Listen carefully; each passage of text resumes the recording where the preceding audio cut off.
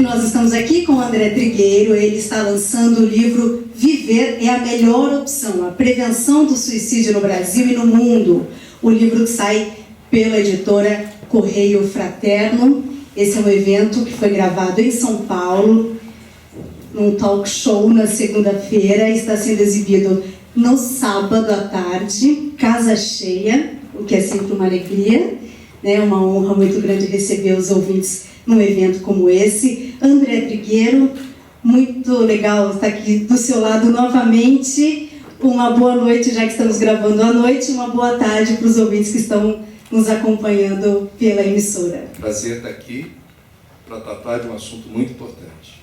Pois é, um assunto absolutamente importante, que é o suicídio. Mas o suicídio de uma perspectiva da vida, né, André? Da perspectiva da prevenção. Então, fazendo aqui um resumão rápido, depois o André vai detalhar, o livro traz dados bem objetivos da OMS, do Ministério da Saúde, para dar a dimensão dos casos de suicídio que são já considerados um problema de saúde pública. E eu queria começar essa nossa conversa justamente pelo aspecto mais alentador, que é o aspecto de que o suicídio tem prevenção, que é possível evitar esses casos todos de suicídio. Não sei se todos, mas pelo menos boa parte deles, né, André? O fato de estarmos aqui falando abertamente sobre um tema tão delicado, sobre o qual pouca gente fala, é um tema tabu, isso já é um aspecto preventivo, assim, nessa linha de prevenir o suicídio, a informação? Não tenha dúvida. Na área da saúde pública, não é possível praticar prevenção sem informação. Isso vale para tuberculose, hanseníase, câncer, AVC, doença sexualmente transmissível, dengue. Eu estou numa cidade que enfrenta hoje a epidemia de dengue. Imagine o que seria o enfrentamento da dengue em São Paulo se, por uma razão qualquer, por um tabu, não fosse possível falar do mosquito transmissor, não fosse possível falar sobre como combater os focos do Aedes aegypti, e a gente adoecesse sem saber como lidar com esse problema. Em relação ao suicídio, a boa notícia é que nós temos a informação construída a partir do conhecimento de quem se deteve na avaliação de mais de 15 mil atestados de óbito no mundo inteiro, uma bela amostragem representativa dos diferentes segmentos que compõem a humanidade, diferentes estratos sociais, níveis de renda, escolaridade, e verificou-se nessas 15 mil pessoas que se mataram no mundo, que de cada 10, 9 guardavam no seu histórico clínico, foram registradas patologias de ordem mental, diagnosticáveis e tratáveis, especialmente o transtorno de humor popularmente conhecido como depressão. Depressão, uso de substâncias que alteram o sistema nervoso, transtorno de personalidade, esquizofrenia, entre outras patologias, estão associadas ao autoextermínio. Portanto, nós estamos vivendo um tempo, o século XXI é prodigioso, na capacidade que temos não apenas de diagnosticar, mas de dar o devido encaminhamento, o acolhimento das pessoas que estão sofrendo e o enfrentamento direto da ideia suicida. É muito comum, o pensamento suicida é mais comum do que a gente imagina. A recorrência do pensamento acende a luz amarela. O que fazer? E é aí que entra a informação. Há o que fazer. A gente precisa ter informação para reduzir as estatísticas. Enquanto prevalecer o tabu, não há como enfrentar esse problema de modo responsável. Bom, considerando que boa parte, mais de 90%, né, dos casos de suicídio decorrem de uma doença mental, mais expressivamente a depressão. Há relação. Quer dizer, é um dos fatores, né? O suicídio não é causado por uma única motivação. Essa é uma descoberta recente e importante da suicidologia. Existem os suicidólogos. São psiquiatras ou psicólogos ou pessoas que se detêm, se tornam especialistas, têm expertise na análise do fenômeno do suicídio. E eles descobriram, e isso é fantástico, isso também ajuda a gente a entender melhor o que acontece. Não há como atribuir a uma única causa o suicídio. Exemplo, alguém se mata e atribui-se a causa da morte a uma desilusão amorosa. O suicidólogo haverá de rastrear melhor o histórico da pessoa que se matou para saber. Bom, se toda pessoa que sofre desilusão amorosa resolve partir desse mundo, eu não sei quem fica. Então, não seria a única razão, pode ser o fator preponderante. E quem estuda esse assunto, então, vai ter o cuidado de tentar mapear vulnerabilidades, fatores de risco. Por exemplo, essa pessoa que se matou, supostamente por uma desilusão amorosa, ela teve uma infância feliz do ponto de vista do acolhimento, do colo, do afeto, do amor dos pais ou responsáveis, da cumplicidade, da sensação de pertencimento. Essa infância estruturou ou determinou uma musculatura emocional minimamente eficiente para o enfrentamento de outros reveses da vida, porque todos nós temos problemas, todos nós sofremos, todos nós temos episódios de estados depressivos, nem todos, entretanto, reagimos aos mesmos estímulos da mesma forma. Então o suicidólogo tem o cuidado de rastrear fatores de risco. Não é que a pessoa que tenha tido uma infância muito feliz esteja blindada do risco suicida, apenas esse risco é menor, ou tende a ser menor. Da mesma forma, esta pessoa possuía alguma crença numa força superior. Veja que eu não estou falando nem de religião, nem estou chamando essa força superior de Deus. É importante isso, porque esse é um fator inibidor. Vejam, os Alcoólicos Anônimos, que realizam um trabalho magnífico no Brasil, que é um país que ainda não discutiu a sério um outro problema de saúde pública voraz, que é o alcoolismo. Aliás, o alcoolismo e depressão juntos determinam um enorme fator de risco suicida. Nas reuniões do AA, e o AA não tem vinculação religiosa nenhuma, mas quem sabe o que é o horror da dependência química reconhece a beleza do momento em que, no AA, todos os que estão ali, compartilhando suas dificuldades e encontrando forças nesse momento de compartilhamento. André Trigueiro, 4 meses sem beber. Eu estou expondo a minha intimidade e estou dividindo a dor de a cada dia vencer a dependência. Há um momento de uma oração, de uma invocação de uma força superior, que eles não chamam de Deus, mas que lhes dá força, lhes dá coragem de enfrentar o problema. Não é que as pessoas que acreditam em Deus não venham a cometer suicídio, mas reduz fator de risco. Esse é um avanço importante na área da suicidologia.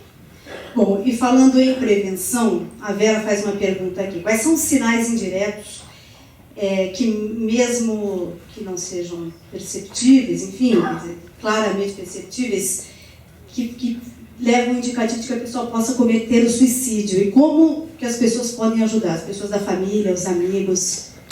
Bom, primeiro, o ser humano não é uma ciência exata. A gente não vai ter aqui o privilégio de compartilhar uma receita a partir da qual seja sempre possível identificar precocemente a intenção suicida. Existem situações absolutamente surpreendentes que não há realmente nenhuma pista, não há nenhum sintoma, não há nenhum indicador que a pessoa vá subtrair a vida. Entretanto, a gente vai perceber que nessa área da suicidologia recomenda-se muita atenção em isolamentos, dificuldades de interação social, baixo rendimento escolar, ou já o garoto na universidade, ele não está tendo um bom rendimento, está encapsulado, está isolado, não diz mais o que está fazendo, o que gosta, o que não gosta, não troca, não conversa, e não aparenta estar fluindo. A vida não flui, a vida parece um estorvo, um martírio, e isso é um indicador. Aliás, na área da depressão infantil, e é interessante a gente ver que na nossa sociedade é possível rastrear, mapear a ocorrência de depressão entre crianças. Existem algumas escolas que são instruídas, os professores são instruídos a identificar como a criança que está tendo uma defasagem de aprendizagem, ela ou pode ter surdez, existe esse indicador, ela não está escutando, ou ela não está enxergando bem o que está sendo escrito no quadro negro, no livro didático, no caderno, ou ela está deprimida. Então, o professor, veja, sobrou para o professor. Até nisso, é fundamental a capacidade do professor acompanhar singularidades assim, comportamentais que podem ser indicadores importantes, eventualmente, de depressão. A pessoa, quando ela não diz... Nesses 90% dos casos, os indicadores são de um afastamento progressivo, é uma vida obnubilada, enevoada. A gente precisa estar atento aos sinais. A questão é que a vida está tão corrida e agitada que a gente não consegue prestar atenção aos sinais. E isso pode custar caro. A gente precisa acompanhar com mais atenção o que está acontecendo dentro de casa. E por mais competente que seja o profissional de saúde especializado no assunto, que dê o devido encaminhamento, nada substitui as redes de cuidado e atenção dos familiares e amigos. Eles são determinantes dessa virada de jogo, desse shift na direção de um outro estado mental e uma outra forma de viver e de encarar os desafios da existência. Imagino que não seja fácil, imagino que para quem fique, a culpa, inclusive, seja muito grande de não ter podido ajudar a pessoa, por isso é bom a gente falar sobre isso, né? Para que as pessoas tentem fazer o que estiver ao seu alcance. Nem sempre vai ser bem sucedido, né, André? A Rosiane Silvério, ela disse que o pai dela se matou na frente dela quando ela tinha 12 anos, então imagina o peso para ela, para a família, né, diante de uma situação dessa. E aí ela fala sobre o título do livro, Viver é a Melhor Opção. Quando você fala em opção, se não é um pouco desrespeitoso com a memória de quem se matou. Não, eu entendo que, por mais difícil que seja a circunstância, a gente não pode se eximir da responsabilidade do autoextermínio. Por mais difícil que seja o momento, nós temos opções. Perceber as opções é o que nos cabe fazer. E eu não estou te respeitando no auge da aflição, de desespero, de um estado de sofrimento atroz, eu respeito isso. Aliás, os suicidólogos com quem eu conversei, é muito bonita a postura deles de acolhimento dessa dor, dizendo assim, eu não estou aqui para julgar a dor do outro, eu respeito. Quem sou eu para dizer, sai dessa, eu sei que existe uma dificuldade colocada ali. A dificuldade das pessoas que estão sofrendo é reconhecer que existem outras que sofrem mais. É perceber o sofrimento nos outros. Um sintoma de quem está desistindo da vida é achar que só ela carrega o peso do mundo, só ela está sofrendo, que não há saída, ela não consegue enxergar a luz no fim do túnel. Então tudo vai ficando muito pesado, muito enevoado. Você tocou num assunto importante. Isso diz respeito à área de saúde pública também. Para cada episódio de suicídio consumado, segundo a OMS, um grupo de aproximadamente 6 pessoas próximas do suicida, normalmente familiares e amigos, registram um trauma que vai determinar, em boa parte dos casos, assistência, ajuda especializada, porque não é fácil. Dentre os fatores estressantes da vida, aparece em primeiro lugar a perda dos entes queridos. Esse ranking é atualizado a cada ano. Perda dos entes queridos invariavelmente lidera o ranking dos estresses da vida. Quando a perda se dá pelo suicídio, você potencializa esse choque, esse impacto. Já que eu estou falando em número, vamos dar os números que justificaram a razão pela qual a gente fez o livro. Os números falam por si, é o primeiro capítulo do livro. A gente está falando de um mundo onde estima-se a cada ano mais de 800 mil pessoas se matam, 2.200 casos por dia, um caso a cada 40 segundos. No Brasil, aproximadamente 11 mil casos confirmados, 32 casos por dia. O Brasil ocupa o 8º lugar no ranking dos países onde há o maior número de suicídios. Em alguns lugares do Brasil, a conta feita pelos epidemiologistas, né? Um caso por 100 mil, que é assim que se faz a conta certa. Essa estatística, em alguns lugares do Brasil, se assemelha aos países do mundo onde o suicídio realmente ocupa indicadores extremamente preocupantes na área da saúde. A OMS também fez a conta e chegou à conclusão que nesse planeta há mais pessoas se matando ou morrendo por suicídio do que por homicídio ou conflitos armados. A gente precisa saber disso. E isso está acontecendo sem que as pessoas comentem, falem, e sem que a mídia lembre que isso está acontecendo. Como é que a sociedade se mobiliza para enfrentar o problema se o problema é invisível? Tânia, se me permite, muito rapidamente, eu gosto de lembrar o que aconteceu e deu tempo de colocar no livro durante a cerimônia de entrega do Oscar esse ano. Oscar 2015, transmitido para mais de 200 países, inclusive o Brasil, ao vivo, sem edição. 2 pessoas, na hora de agradecer a estatueta, ao subir ao palco do Kodak Theatre em Los Angeles, aclamados pela academia, aplaudidos, compartilharam aspectos de suas intimidades que causaram certa perplexidade no público e na audiência. Uma senhora que venceu na categoria documentário, aliás, o documentário era sobre um serviço de apoio a veteranos de guerra nos Estados Unidos por telefone. Veteranos de guerra representa o grupo que mais se mata nos Estados Unidos. Quem foi para o Vietnã, quem foi para o Iraque ou Afeganistão, não costuma se adaptar novamente com facilidade à realidade nos Estados Unidos. E o que ela fez quando agradeceu a estatueta? Dedicou o prêmio ao filho que se matou quando era adolescente e disse: não podemos varrer o suicídio para debaixo do tapete. O enfrentamento desse problema só é possível quando falamos sobre ele.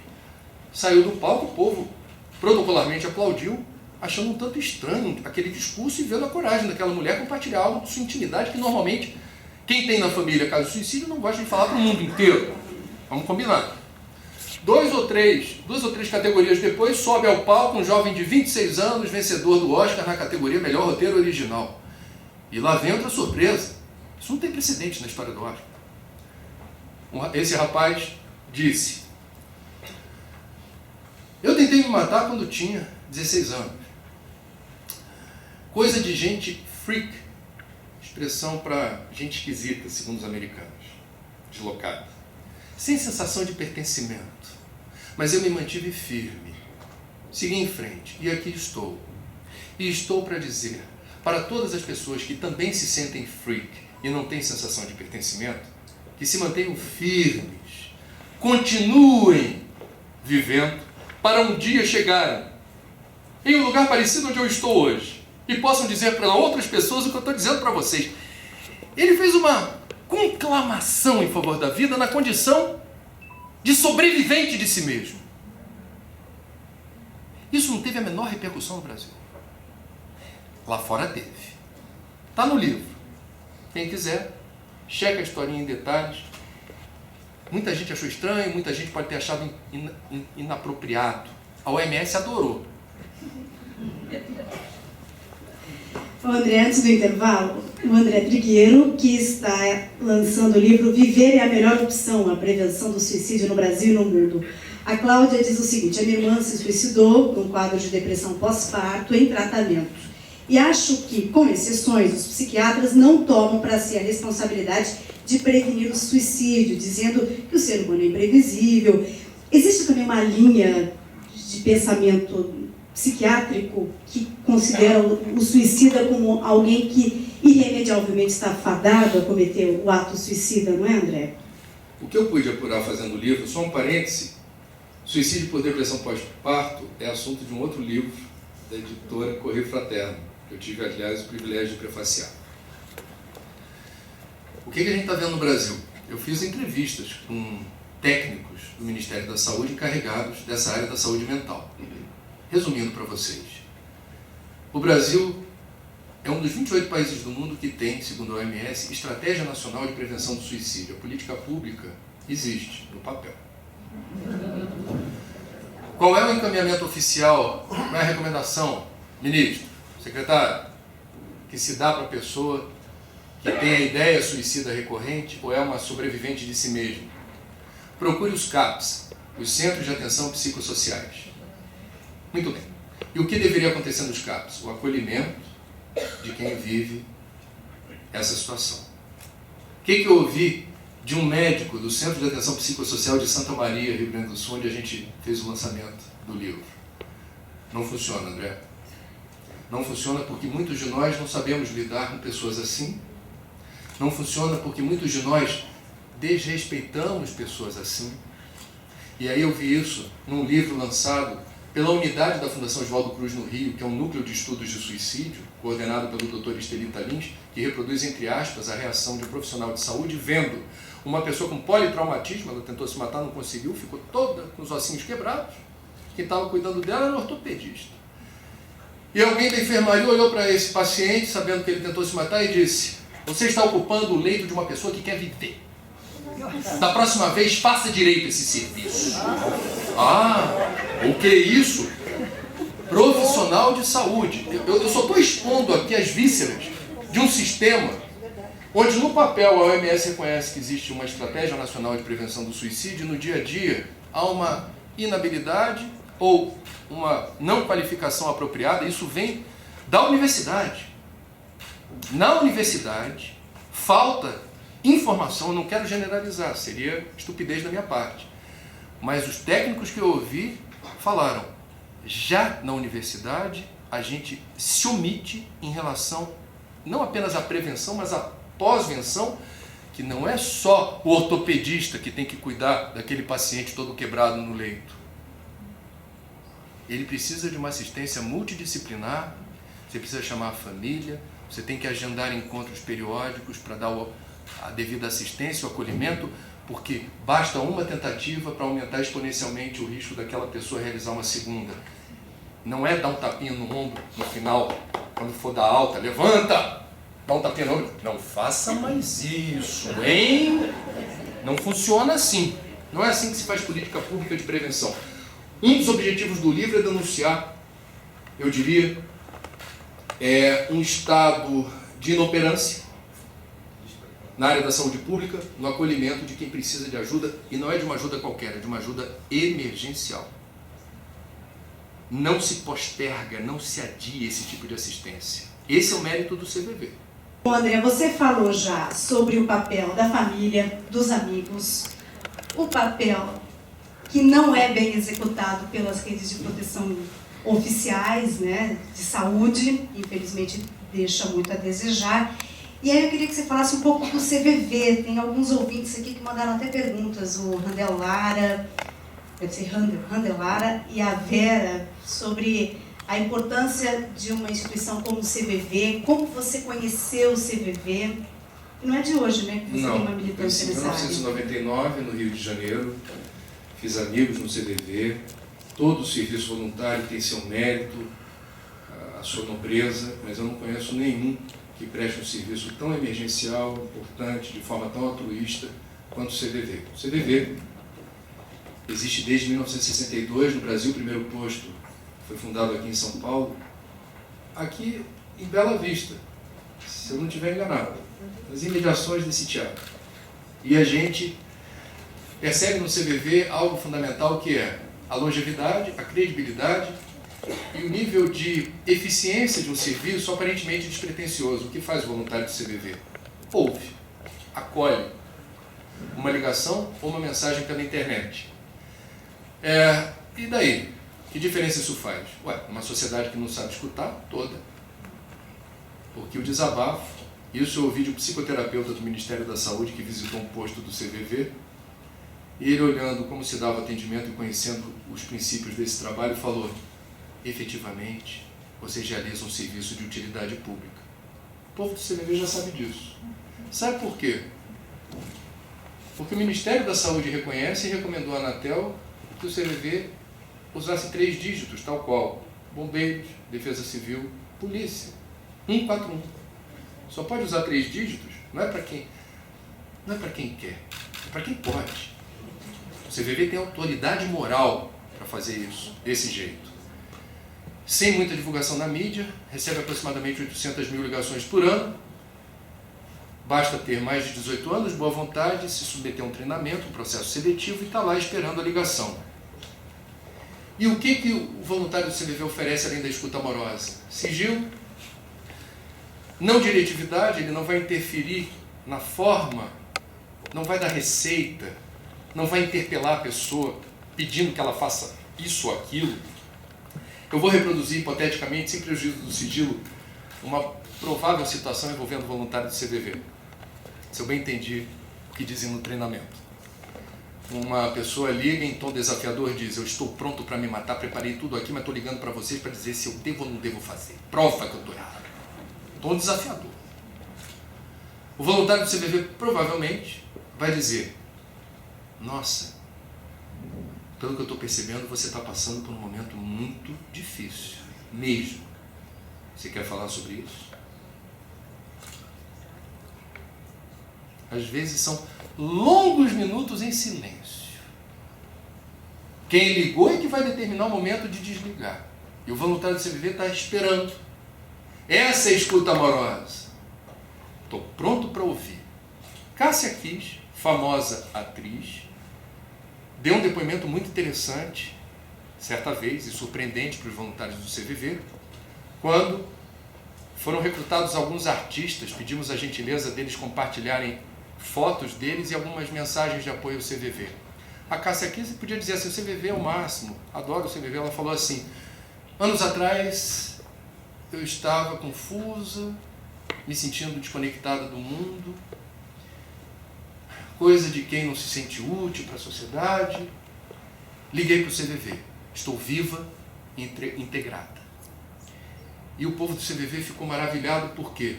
Porque os voluntários não têm esse feedback, eles não têm a clareza do resultado final do atendimento. Eles percebem muito sutilmente que do outro lado da linha a voz vai ficando mais tranquila. A pessoa começa a conversar com mais serenidade, porque nós sabemos o efeito do desabafo. Muitas vezes a pessoa não quer ouvir receitinha. Passa na farmácia e compra aquele remedinho. Nesse país campeão mundial de farmácia por metro quadrado, nós estamos medicalizando a dor. Vocês não sabem o tamanho da encrenca, que é tentar burlar a dor e o sofrimento, alterando a bioquímica do cérebro. Há revelia de indicação médica. Isso é jogo perigoso. Isso pode precipitar você em caminhos sem volta. Então, o CVV tem a sua parcela fundamental de importância nas estatísticas eventualmente não assustadoras de suicídio em alguns lugares do Brasil. Por exemplo, Santa Maria, Rio Grande do Sul, onde uma força-tarefa foi montada para dar socorro especialmente os pais dos estudantes que partiram de forma trágica na Boate Kiss. Eu sou fã desse trabalho. Então, dedicar os direitos autorais é fácil. Difícil na sociedade egoísta, hedonista, individualista de hoje é você emprestar seu tempo, sua energia e a tua cota de amor na direção do outro que você não sabe quem é, você não pergunta quem é, você não quer saber quem é, mas você está pronto para ajudar. Bem, André Trigueiro, no livro, fala sobre os grupos mais vulneráveis. Então, vem os idosos, em primeiro, pela questão do abandono, que a gente conhece, os indígenas pelo desajuste cultural, os homossexuais pelo preconceito.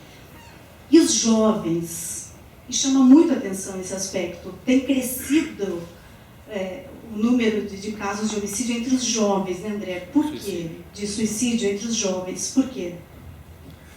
Os suicidólogos estão investigando. Não dá para a gente cravar e dizer o porquê. O que a gente reconhece mapeando o território onde a juventude transita é, por exemplo, a popular sensação de vazio. É muito comum a gente ver jovens com um olhar de peixe morto, um olhar meio fosco. Ele não consegue se situar no tabuleiro da vida, ele não está se percebendo no processo, ele não consegue se pensar daqui a 5, 10, 15 anos. Ele está absorto, ele está indo e vindo no fluxo da maré sem direção, sem rumo. Ah, mas eu quando era jovem também passei por isso. É diferente. Ser jovem em 2015, no mundo do jeito que está, é diferente. E aí temos alguns fatores que vão agravando esse estado de, eu diria, é como se você não tivesse ânimo, iniciativa, projeto, não se sentisse animado para se engajar ou participar efetivamente de nada. E o tempo vai passando, e a família vai cobrando, e alguns amigos mais bem-sucedidos vão gerando uma pressão indireta, e a gente vai consumindo precioso tempo e energia, que são recursos naturais não renováveis. Nas redes sociais e no entretenimento da internet, que é muito atraente, é muito sedutora a ideia de você ficar compartilhando, seguindo, dando following, etc., em mensagens e vídeos e músicas e hashtags, e de repente a gente se deslumbra com a possibilidade, e a vida talvez se resuma a amealhar seguidores e curtidas. E aí a gente talvez esteja banalizando boa parte do tempo na direção de algo que não nos dá um retorno efetivo de substância, de sentido, de direção. Portanto, nós estamos vendo a desconstrução de valores num mundo em transformação rápida. E nós estamos vendo profissões que estão deixando de existir ou têm importância, outras que aparecem e não têm nome ainda, mas já abre-se vaga no mercado. Nós estamos vendo a educação que não estimula, a escola que repete decoreba, o Enem que oprime, massacra, e a garotada no meio disso tudo, desse rebuliço, tentando descobrir o que eu vou fazer da minha vida. Então, eu não quero generalizar, e os suicidólogos também não têm respostas prontas, mas o fato é que a gente não está, talvez, sabendo, ouvir a juventude. 2, a gente não está percebendo na instituição família o tempo da troca, do compartilhamento e da cumplicidade e da intimidade. Esses jovens estão buscando em outro lugar nutrientes emocionais, sentido para a vida. É muito comum pai e mãe passarem, e é normal, isso não é um problema, boa parte do tempo fora de casa para ganhar a vida, para sustentar a família, mas ao invés de voltar para casa e o pouco tempo que tiver com os filhos fazerem isso de forma intensa, de troca e de compartilhamento, trazem recompensas, é o presentinho, é a lembrancinha, olha o que papai trouxe para você. Em boa parte desses presentinhos está embutida aí uma recompensa que descomprime a sensação de culpa por você não ser alguém que consiga ser um pai efetivo, uma mãe presente. Então são várias as questões. Eu poderia falar aqui de drogas, eu poderia falar aqui da banalização das relações interpessoais, o fenômeno do alcoolismo entre meninos e meninas. Tem festas no Rio de Janeiro para adolescente que os anfitriões, os pais do aniversariante ou da aniversariante, contratam uma ambulância, gente.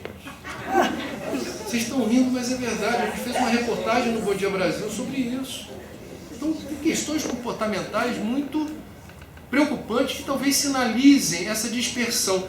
Eu diria, Tânia, grosso modo, aí eu vou falar da minha área, que é da comunicação. Eu dou aula na PUC desde 2013, eu percebo essa garotada, às vezes, muito dispersa, muito absorta, muito distraída.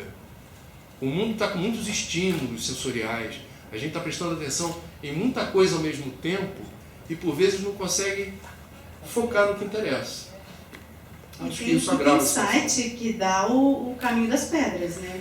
Mas no caminho das pedras é como se matar a gente. Como se matar. E glamoriza o suicídio também. Agora é interessante como grupos como Yahoo e Google já desenvolveram softwares interessantes. Se você coloca numa ferramenta de busca suicídio, você já tem automaticamente, nas primeiras páginas da pesquisa, aparecem organizações como o CVV, que oferecem acolhimento, ajuda e escuta.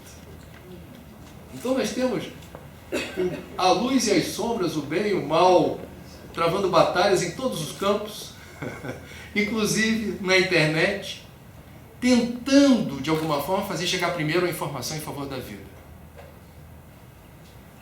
Bom, no livro do André Trigueiro também tem alguns dados que chamam a atenção, porque há variações regionais da ocorrência do suicídio, né? E o Rio Grande do Sul é um dos estados que se destacam, né, André? Os suicidólogos conseguem entender por que há essas variações regionais, por que em determinada região os casos são mais frequentes que em outras, que fatores interferem para que isso aconteça? Há muitos fatores. Você pode ter uma capacidade de rastrear com mais precisão a razão pela qual as pessoas se matam, então um Estado competente na produção de informação na área da saúde se destaca em relação a outro onde esse radar não está ligado. No caso do Rio Grande do Sul, há um indicador interessante, porque o Rio Grande do Sul é um estado produtor, produção agrícola, e com uso intensivo de agrotóxico.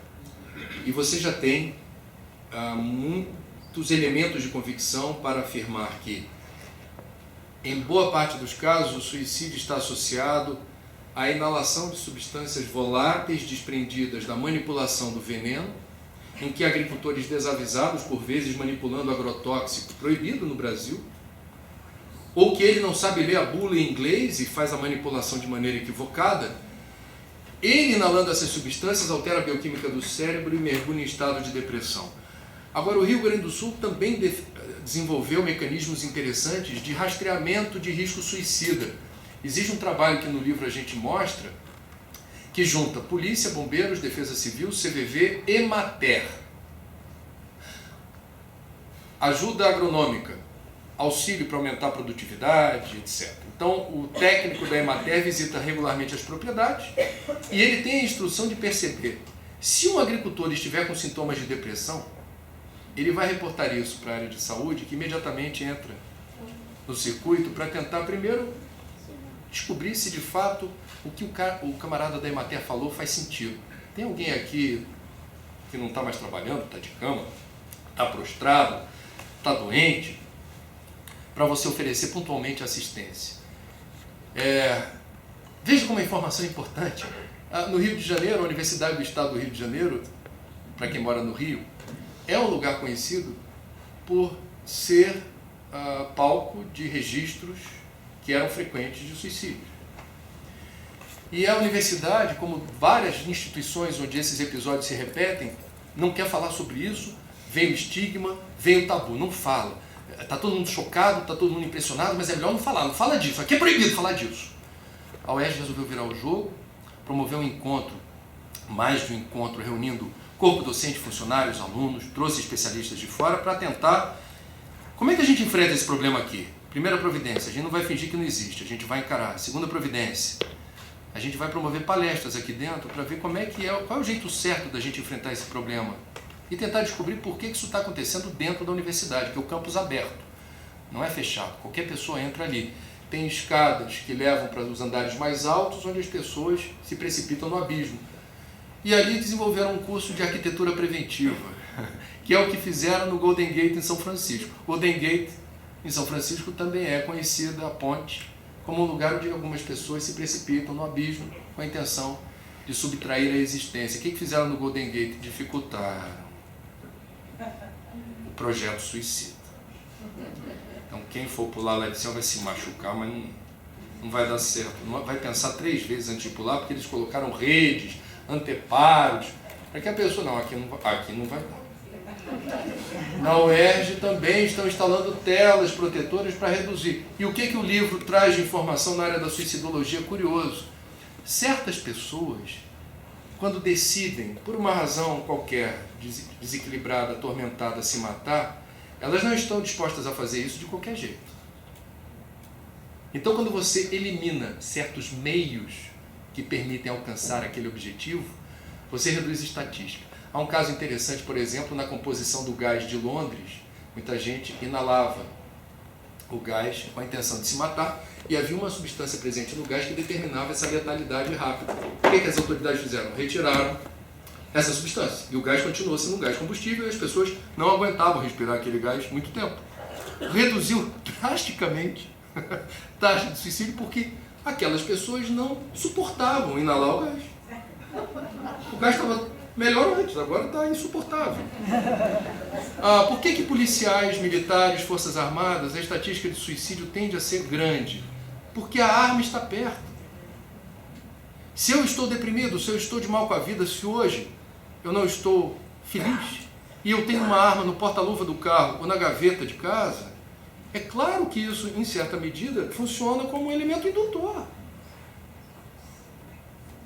É interessante também, a maioria absoluta dos casos, aproximadamente 80%, quem consuma ato suicida são os homens. A gente fala das mulheres, da dificuldade das mulheres em crise, os homens não estão se entendendo. 80% dos casos, o sexo masculino. Então temos uma questão aqui que deveria também, quando a gente compartilha e dá visibilidade a esse problema, você abre espaço para outros gêneros de estudo e rastreamento na área da antropologia, da suicidologia, da psicologia, para entender o que está acontecendo com o homem do século XXI que está mal situado na existência. Esse debate só se justifica, ele só tem razão de ser a partir do afloramento, da visibilidade dos dados e das estatísticas. Meus amigos, o livro é um espelho. Ele não está trazendo nenhuma novidade, ele apenas está dizendo que isso está acontecendo. E o que a gente vai fazer em relação a isso? Estamos dispostos a fazer algo diferente? Essa é a pergunta que o livro faz. Bom, o livro, e como você já falou no talk show, orienta as pessoas comuns, familiares, amigos, chama a atenção das autoridades para o problema, para os profissionais de saúde. Agora, André, eu queria que você falasse para a pessoa que está pensando em suicídio. O Sérgio disse que perdeu a esposa e a única filha e que a vida não vale mais a pena. Eu imagino que muitas das pessoas que estejam nos ouvindo, algumas delas, pelo menos, estejam com esse pensamento recorrente. Sérgio está aqui. Sérgio está aqui, ó. Está aqui no nosso talk show. Então vamos lá. Primeiro, Sérgio, obrigado por vir. É evidente que a parte de você que veio aqui é que quer viver. É evidente que essa parte é a parte mais forte, que trouxe você aqui, fez você fazer a pergunta. Significa que essa parte mais forte de você está no comando. A sugestão é que você dê nutriente para essa parte. Preste atenção nela. A vida é frágil, mas a vida é bela. E cabe a nós darmos os cuidados essenciais para que a gente seja um completista. Me permitam dizer, se eu fosse ateu ou agnóstico, não tivesse nenhuma convicção religiosa, eu ficaria preocupado com uma informação que está presente em todas as grandes religiões do Ocidente e do Oriente e todas as tradições espiritualistas importantes do Ocidente e do Oriente. Porque elas divergem em quase tudo. É impressionante a disposição de certas lideranças teológicas e religiosas para ficar espizinhando a outra, dizendo, não é assim, a vida não é assim, o universo não é assim, o Deus não é isso. Agora, há convergência em 3 aspectos. Todas elas afirmam a existência de Deus, todas elas afirmam a inexistência da morte, e todas elas afirmam que o suicídio, em nenhuma hipótese, significa alívio ou solução para os problemas. Então, meu amigo, especialmente Sérgio, sua filha e a linhagem que vem a partir da sua filha não merecem um pai, um avô que ainda tem tanto para oferecer, tanta ajuda. Eu perdi meu pai, não foi pelas portas do suicídio, eu sinto tanta falta dele em tantos momentos. Sua filha vai sentir muita falta de você. Eu não sei se você já tem ou terá netos ou netas, mas creia. A gente no livro tem uma frase do Milor Fernandes genial, que diz assim: morrer é algo que a gente sempre deve deixar para depois. Tem uma outra frase do Richard Bach, autor de Fernão Capelo Gaivota, mais ou menos nesses termos: eis um teste para saber se o tempo de sua vida na Terra chegou ao fim. Se você está vivo, é porque você está em missão. Sérgio, você está em missão. Você pode não saber nesse momento exatamente por quê, para quê e de que jeito. Mas creia, não há uma folha de árvore que se desprenda em direção ao chão sem que cumpra até o último momento o seu sentido no conjunto da árvore. Você tem importância onde você está. Mantenha-se firme, porque esse Sérgio que veio aqui hoje quer viver.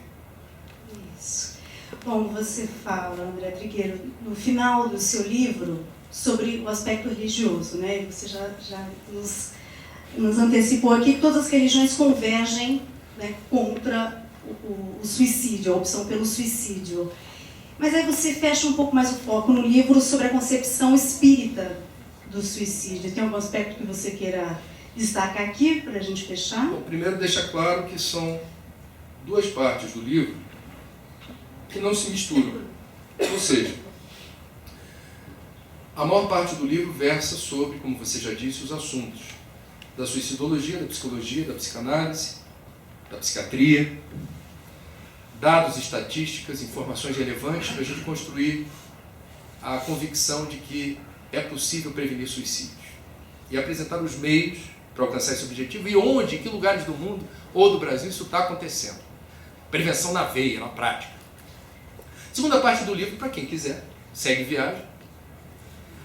Eu sou espírita e eu fui católico até os 21 anos, encontrei no espiritismo respostas interessantes e sem nenhum componente proselitista, sem nenhuma pretensão de convencer quem quer que seja, eu achei que era importante compartilhar as informações que para mim fazem sentido e que, mais uma vez, encontram, do ponto de vista não no varejo, mas no atacado, sintonia com outras tradições e outras religiões. Em síntese, é um equívoco de grandes proporções o autoextermínio, porque na crença que eu tenho, a vida não cessa.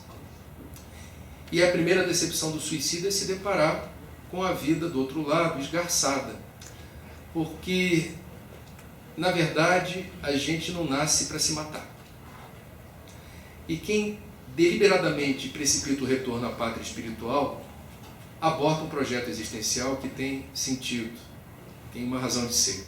Os espíritas adoram, se apropriaram de uma frase que não é dos espíritas, é de alguém que... O acaso não existe. A gente adora essa frase.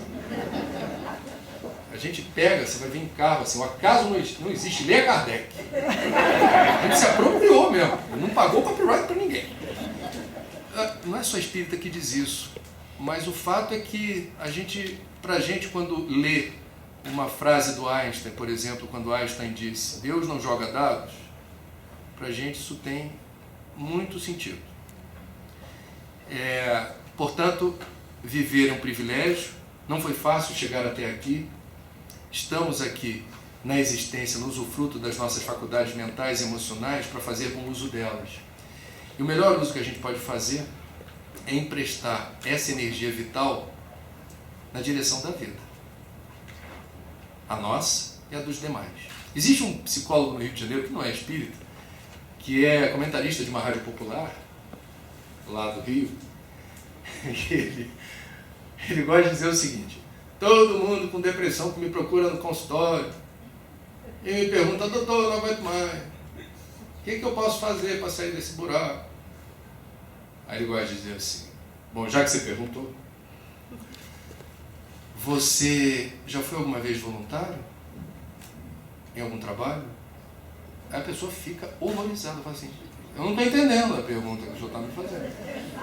Eu estou pagando para o senhor me ajudar, o senhor está perguntando se eu sou voluntário.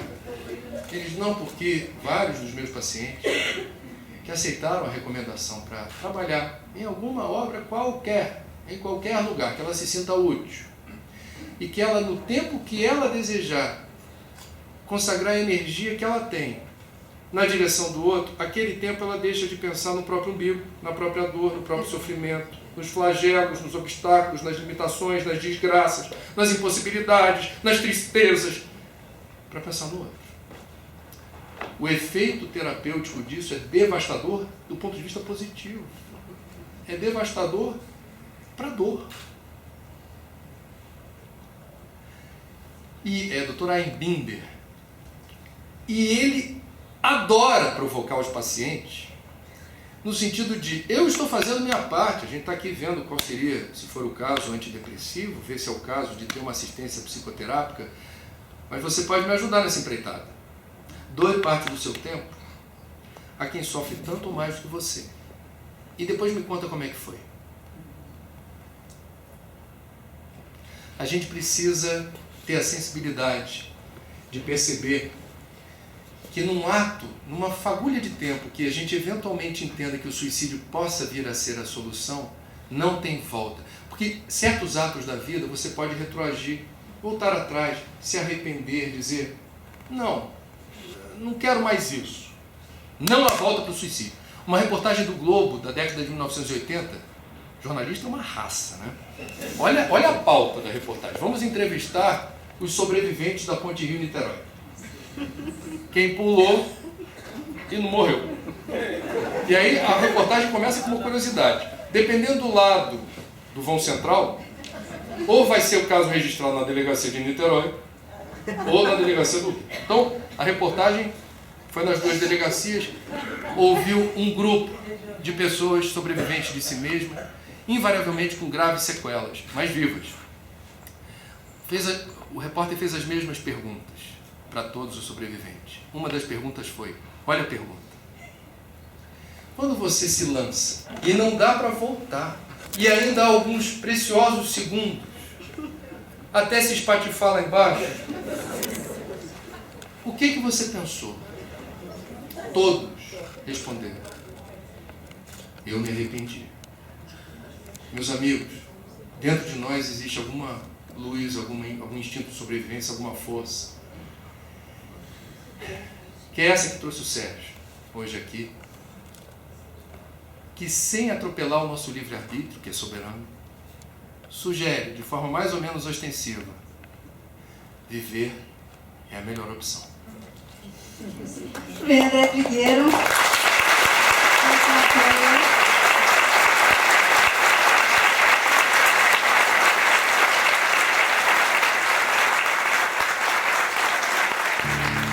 Agradeço demais a plateia que aqui esteve, mandando perguntas para o André Trigueiro. André Trigueiro, que está lançando o livro Viver é a Melhor Opção, a Prevenção do Suicídio no Brasil e no Mundo. O livro que sai pela editora Correio Fraterno. André, muito obrigada. Obrigado, Taninha. Tudo de bom. Tudo de bom.